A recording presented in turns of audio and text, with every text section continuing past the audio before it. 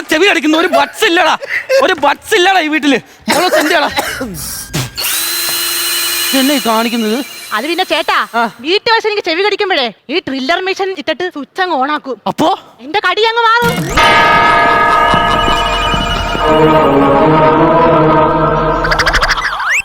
അയ്യോ, ഇതെന്തിനാ ഇത് ഈ കമ്പിപ്പാര? അതെനിക്ക് പുറഞ്ചറിയണ്ടേ.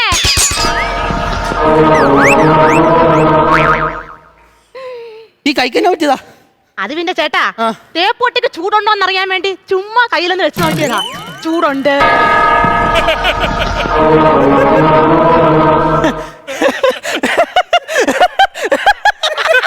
കൊള്ളാല്ലേ?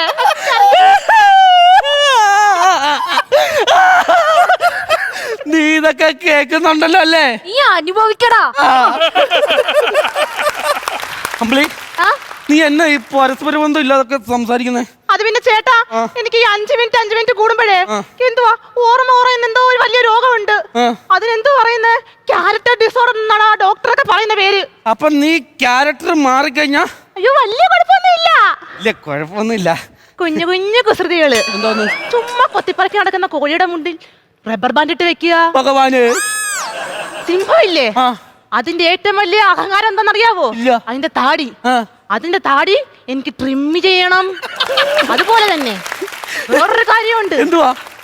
അതാണ് ഞാനും ആലോചിക്കുന്നത്. നീ പാട്ട് പഠിക്കാൻ പോയിട്ടില്ലേ? കാട്ടിലമ്മനെ പാട്ട് പഠിപ്പിച്ചത് ആരെന്നറിയാൻ വേണ്ടി ട്രെയിൻ പിടിച്ച് ഞാൻ കർണാടക വരെ പോയിട്ടുണ്ട്. ഫ്ലവേഴ്സ് 9ാം വാർഷിക നിറവിൽ